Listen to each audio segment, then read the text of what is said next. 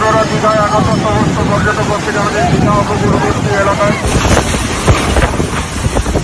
বঙ্গোপসাগরে অবস্থানরত গভীর নিম্নচাপটি শনিবার সন্ধ্যায় ঘূর্ণিঝড়ে রূপ নিয়েছে। এখন যে কোনো সময় প্রবল ঘূর্ণিঝড়ে রূপ নিয়ে এর প্রথম অংশটি খুলনা ও বরিশাল বিভাগের উপকূলীয় এলাকায় দুপুরের পরই এবং মূল অংশ সন্ধ্যার পর আঘাত হানতে পারে।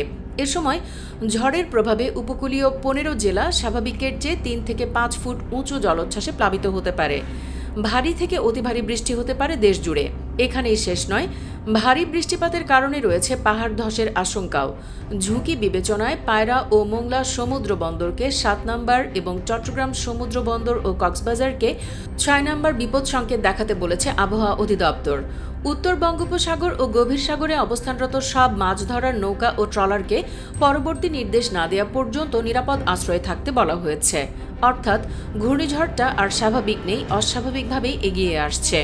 গতরাতে ঘূর্ণিঝড় রেমালের সর্বশেষ পরিস্থিতি নিয়ে বৈঠক শেষে এক ব্রিফিংয়ে দুর্যোগ ব্যবস্থাপনা ও ত্রাণ প্রতিমন্ত্রী মোহাম্মদ মহিবুর রহমান বলেন, ঘূর্ণিঝড়টি 16 থেকে 17 কিলোমিটার বেগে ধেয়ে আসছে উপকূলের দিকে। আজ ভোর থেকে ঘূর্ণিঝড় রেমাল প্রাথমিকভাবে আঘাত হানতে শুরু করবে।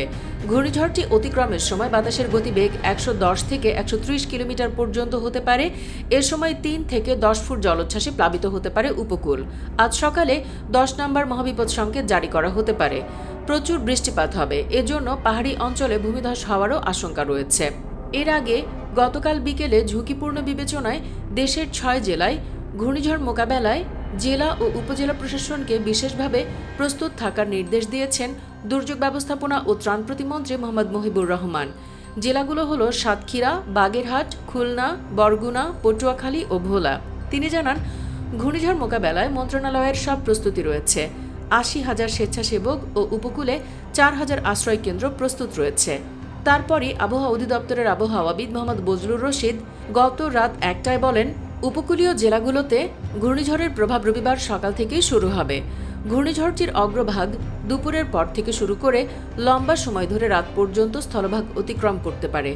আবহাওয়াবিদ মোহাম্মদ তরিকুল নেওয়াজ কবির বলেন, ঘূর্ণিঝড়ের সামনের অংশ উপকূলে পৌঁছাতে পারে রবিবার দুপুরের পরে, তবে এর মূল অংশ স্থলভাগে আঘাত করতে পারে সন্ধ্যার পরে। দর্শক, ঘূর্ণিঝড়ের প্রভাবে সারা দেশে মোটামুটি বাতাস বা বৃষ্টি বয়ে যাচ্ছে।